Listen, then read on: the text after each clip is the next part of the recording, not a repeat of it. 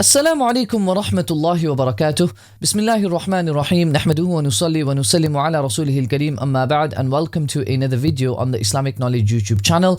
And in today's video, we're looking at an absolutely incredible academic book that's been written by a scholar by the name of Suheil. And the book's title is Tawatur in Islamic Thought, Transmission, Certitude and Orthodoxy. It's been printed by Edinburgh Studies in Islamic Scripture and Theology, and this is an absolutely phenomenal book. We're going to go through the book inshallah ta'ala and just explain overview of how this book actually works. But before we carry on, if you are benefiting from these videos and you think these videos are beneficial, please do support us. Consider becoming an ambassador of Islamic knowledge by just donating £5 a month. I'll put the link in the description below, and if you think that's something you can do, all of your funds will help us to continue producing videos like this and just keep our institute up to date, running with all our subscription, etc. Now, this book has been written by Suheil, but how much reading is there in the actual book? So there's about 222 pages of, you could say, proper reading, and this is fairly small if you consider generally how academic books can sometimes get to about 300 pages. But the book is absolutely incredible. It's covering a really important topic, which is mutawatir and tawatur, and this is a topic which honestly people have so many questions about. Students always have so many questions about as well, and you can see that the book is quite a bit to digest. I'll be honest with you, it was a brilliant read, easy read as well, but at the same time a lot going on in the book, and it's like the book just goes from different places to different places. It's not for the faint-hearted. You do need to have a bit of background knowledge before you start reading this book, but it is brilliant. It is absolutely brilliant. So how is the book ordered?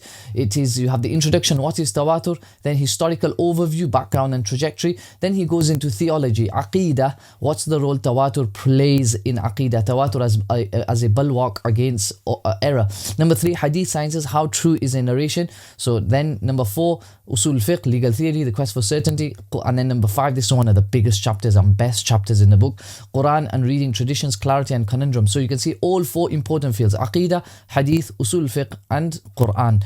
And then hadith literature, trajectory of tawatur, orthodoxy, chapter 7, inner circles and the big tent, and then conclusion, knowledge, then and now. Now, as you can see, I do have my notes for this book, and I will upload these books. These are quite legible, by the way, and I will upload them as a PDF, so you can just see all the important points in the actual book.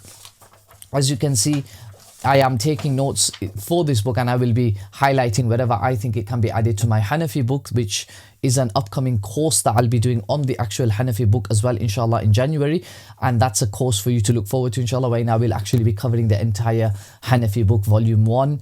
And that will probably be a one-year course. But anyway, if you want to just access these notes, go onto our Telegram channel, which means go onto Telegram, type in @IK courses. I'll put a PDF of these notes. I had to actually go to the back of the book and continue my notes, because this book is absolutely filled to the brim with beneficial points. Now, not only that, the author actually relies upon original sources or primary sources. He doesn't rely so much on secondary sources, which is really quite something unique. Now, initially the book, now if I were to just look at the book all the way up until maybe page 50, you could say that it is more or less in correlation with something that Sheikh Sharif Hatim has also already said in a book of his, which is called Al-Manhaj al-Muqtarah. I'll put the picture of the book in the center of the screen. His book Al-Manhaj al-Muqtarah, Sheikh Sharif Hatim, which is, by the way, not the author of this book. He's a very famous scholar, even alive right now, mashallah.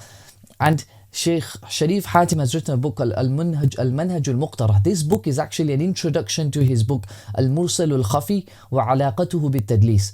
In this book, Al-Manhaj al-Muqtarah, he discusses the concept of tawatur and where it came from. And his overall idea is this, that firstly, tawatur started off in Mu'tazili kalam, and I think that this author, more or less, you might differ in how you understand his comments in this book, but it's quite clear he is of the view, and he says it explicitly in certain places, that it did start off in Mu'tazili kalam, such as Qadi Abdul Jabbar al-Mu'tazili discussing it, etc. It starts off in Mu'tazili kalam. Then from there it infiltrates usul al-fiqh, and then from there it infiltrates ulum al-hadith, and from amongst the earliest writers to introduce the concept of tawatur in usul hadith or ulum al-hadith, Sheikh Sharif Hatim argues, is Al-Khattabi. Now, this author, and then after that, Al-Khatib al-Baghdadi primarily. Now, what he argues in this book, a few things that he argues that are slightly different from Sheikh Sharif Hatim is, for example, on page 78, he makes the argument that it wasn't Al-Khattabi, but rather Ibn Surayj,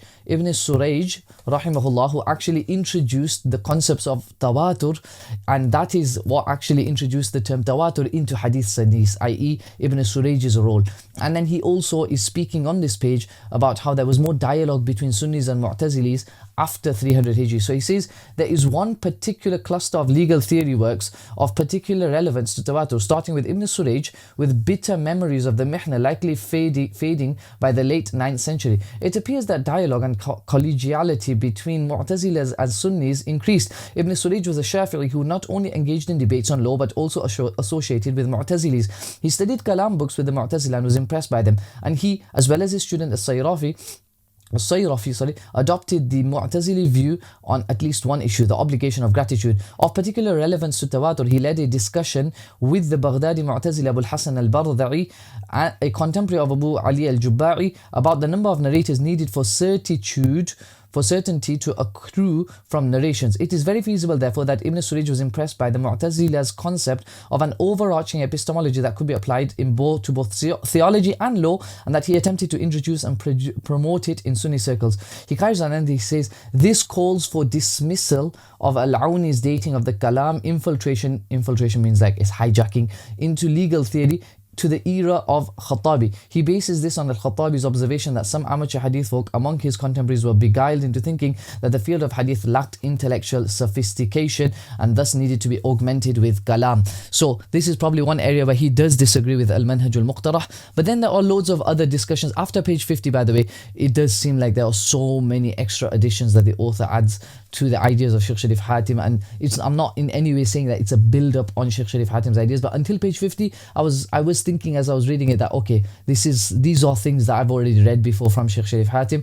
After that it just got incredible. So on page 163 the author argues that by 400 to 500 Hijri, Tawatur in its technical meaning, i.e. the idea that it is a group of people who it is impossible for them to come together to form a lie, etc. That famous definition that we've always known had assimilated into a number of fields such as Kalam, legal theory and Hadith. So he says on page 163, a slim majority of scholars, 64 out of 110, and by the way he has these loads of tables when he goes through who uses Tawatur the most. You can see Malik is using it quite a bit as well, by the way. We'll come to that just now. A slim majority of scholars, 64 out of 110, who use the term Tawatur were recognized as Hadith scholars. This is congruent with the notion that even though by the 5th or 11th century Tawatur had been assimilated into a number of fields, Kalam, legal theory, law, it nevertheless came to figure more prominently in Hadith studies than in other fields. Then there's an absolutely incredible discussion on Quran and Qira'ah, right? Qira'at. Probably one of the longest chapters in the books, and he explains on page 150 how this idea of distinguishing between the Quran and Qira'at. So we say the Quran is mutawatir, the Qira'at are not mutawatir, as has been claimed by certain scholars.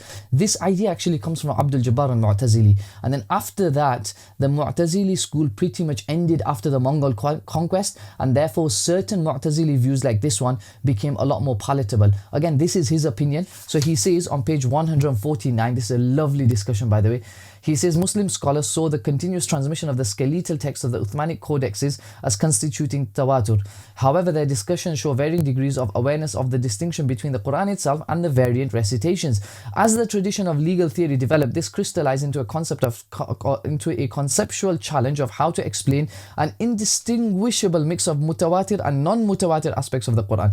On the one hand, scholars of Kalam, who probably often lacked specialized training in the readings, tended to declare quite emphatically the Tawatur of the famous variant readings, perhaps additionally conflating the terms Qira'at and Ahruf. Thus, Al-Baqillani was unwilling to concede that the 7 readings could be anything but mutawatir. On the other hand, scholars who had more intimate acquaintance with the variant readings realized that at least some aspects of readings were not mutawatir, although they differed as to how much. This more pragmatic view is in line with the view of Abdul Jabbar, Al-Baqillani's Mu'tazili contemporary, who points out the specialized nature of Quranic recitation and makes a distinction between the generality of the Quran, which is known indisputably, and specific details which might be less than certain. As mentioned above, Ibn al-Hajib, Abu Shama and At-Tufi were prominent representatives of this current. It may be more than coincidence that such views became more prominent after the 6th century. Ibn al-Hajib and Abu Shama both lived through the Mongol conquest, a time that corresponds to the disappearance of the classical Mu'tazili school. With the Mu'tazila no longer perceived as a threat, Abdul Jabbar's proposition might well have come under renewed consideration by the Sunnis, even resulting in the displacement of an element of al-Baqillani's pioneering Ash'ari position. That the earlier position did not entirely disappear is illustrated by the fact that one contemporary Sunni response declares that Abu Shama's book should be blotted out from existence and is an affront to the religion. So you can see the very, very pro-Baqillani opinion was still not too happy with this acceptance of Abu Ali al-Jubbai's position here. So this is a really, really interesting discussion in that sense. Then, despite it being an opinion that I don't actually fully agree with, it should be highlighted that the author feels inclined to the view that Hanafi usul fiqh was actually influenced by Mu'tazili kalam. Now, I'm not sure I entirely agree with this, and he doesn't really quote, again, primary sources for this, but he says here, indeed, the kalam influence in subsequent Hanafi scholarship is, if anything, stronger. Bernand has argued for a strong influence of kalam, especially Mu'tazili, on Al-Jassas's usul. On page 146, the author explains how the transmission of the Quran was qualitatively different from Hadith transmission. So you can't expect the same from Quranic transmission as you would expect from a Hadith transmission. So he says on page 146, so if we go to page 146, he says the transmission of the Quran was demonstrably regarded as qualitatively different from Hadith transmission. He even says on page 133, by the way, and this is quite an interesting discussion where he's refuting another scholar. He says here at the top, if we look here, he says, he tacitly assumes too much foreground influence of the methods of the Hadith folks in the genre of Quranic readings. Such influence was to become important in only a later era, as Nasr himself has rightly observed. Rather than the isnad serving as a yardstick for Quranic transmission, it was merely representative of and a means of tapping into a ubiquitous tradition of the contents and recitation of the Quran, constituting an undisputed part of the early Muslim community. As discussed above, the profound centrality of the Quran to Muslim devotional life operated on such a level that it precluded the need to authenticate and document isnads. Such a need was felt only later. So he's basically saying, he's arguing here, he says here as well, the isnads are thus a reflection of the still ubiquitous oral tradition and not a tool for judging that tradition. In keeping with the early emphasis on established local practice and tradition, one would expect reciters to seek out reputable teachers who taught the said the readings popular in their region. Even in the domain of hadith, Shafi says you must follow such hadiths that are known by the public and beware of the anomalous. So he's basically saying the use of isnad as a representative cross-section of a ubiquitous tradition continuing even after the rise to prominence of the Quranic isnad. So you can see this idea that he's saying not to basically judge the Quranic transmission using the isnad-based system. They don't work the same. And then there's a nice interesting observation on page 166 where the author makes this interesting claim that the Malikis were the first to apply tawatur in the technical sense to a specific hadith itself. So he says here, starting in the 5th century, one encounters a cluster of Western Malikis as well as their Zahiri compatriot and debater Ibn Hazm grading hadith as mutawatir. Since chapter 3 has revealed that in late 4th century legal theory, an explicit link was made between tawatur and the Maliki concept of communal practice. So in this late 4th century, which is 300 to 400, there was a actual link between the Maliki concept of amalu ahl al-Madina and tawatur, i.e. it was equated to being tawatur. Amalu Ahl al-Madina was equated to being tawatur. It is quite understandable that Malikis should be amongst the first proven to have applied the technical sense of tawatur to specific hadith. And then he goes through certain scholars who are amongst the first to label certain hadith as mutawatir. So again, this is a fantastic book. By the way, the summary of this book is also brilliant. If you just read the summary, it can give you an overall understanding. Even if you look in the hadith section, there's a brilliant section here. When were hadiths first classified as mutawatir? He highlights the role of of Ibn Salah on Mutawatir. Here is a brilliant discussion, a commonly asked question by students as well. Are there any Mutawatir hadiths? Here as well, Al-Khatib al-Baghdadi and the crossover from legal theory to hadith studies. Here on this, just as soon as the chapter starts, in regards to hadith sciences, he speaks about the importance of Ibn Salah as well, and how Ibn Salah really brought this discussion to light about what's the role of Tawatur in hadith sciences. Again, a really interesting book. I really enjoyed it, really benefited from it. Do get a copy of this book and do purchase it. I think it's a fantastic book to read, especially if you're into usul fiqh, especially if you're into ulumul Quran. By the way, I mean, this chapter was absolutely phenomenal. The author has got some wonderful research on the whole discussion of tawatur of the qira'at and all of these issues. Fantastic book. I hope you enjoyed this video. Do share it with others if you did, and I hope to see you on the next one. Jazakumullah khairan. Wassalamu alaikum wa rahmatullahi wa barakatuh.